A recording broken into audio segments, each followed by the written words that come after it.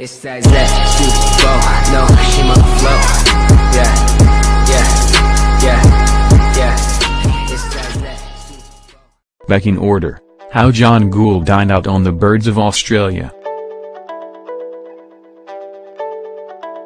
Of all the changes to the study of ornithology in the past 200 years, the most striking, when reading John Gould's 7-volume 1848 treatise The Birds of Australia, is the apparent lack of interest among modern scientists in what their subjects taste like.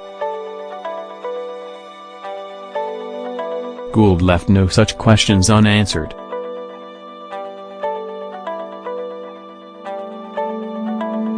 The prototype of his beautifully illustrated guide, digitized and made available online by the State Library of New South Wales, contains many tips for the keen sportsman on how best to shoot each of the featured birds and, where Gould had opportunity to sample them, what they tasted like. Parrots, he wrote, were so good he never turned them down. Of particular note was the Tasmanian rosella or Platycercus caledonicus, which is listed in Volume 5 as the yellow-bellied parakeet. Most of my readers are doubtless aware that parrots are frequently eaten by man, but few of them are, perhaps, prepared to hear that many species of the family constitute at certain seasons a staple portion of the food of the settlers, Gould writes. Soon after the establishment of the colonies of Van Diemen's Land, pies made of the bird here represented were commonly eaten at every table, and even at the present time are not of unfrequent occurrence. It was not long after my arrival in the country before I tasted the goodness of the flesh of this bird as a viand, and I found it so excellent that I partook of it whenever an opportunity for my doing so presented itself. It is delicate, tender, and well flavored.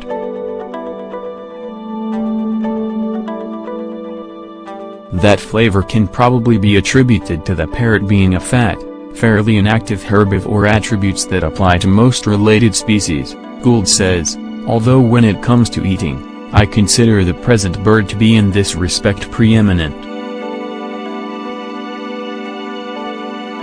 Gould traveled to Australia with his wife, Elizabeth, who was also a celebrated ornithological illustrator, in 1838, stopping first in Tasmania and spending 2 years travelling from Sydney to Adelaide before returning to England.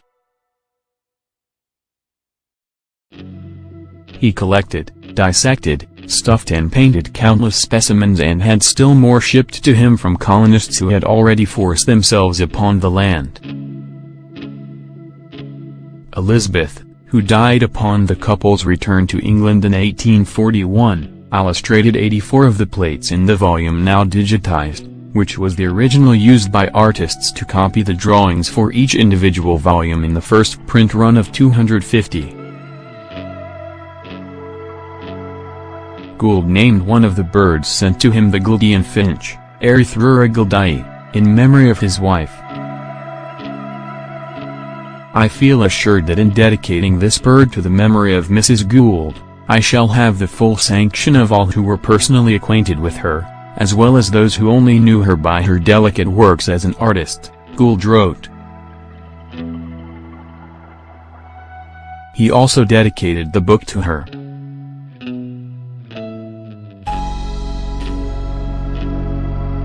It appears to be strictly a vegetable feeder and consequently its flesh is excellent, and all who have tasted it agree in extolling its delicacy and flavor, Gould writes. It bears confinement remarkably well, but is by no means a desirable addition to the farmyard, for it is so pugnacious, that it not only drives all other birds before it, but readily attacks pigs, dogs, or any other animal that may approach, and often inflicts severe wounds with its hard and sharp bill.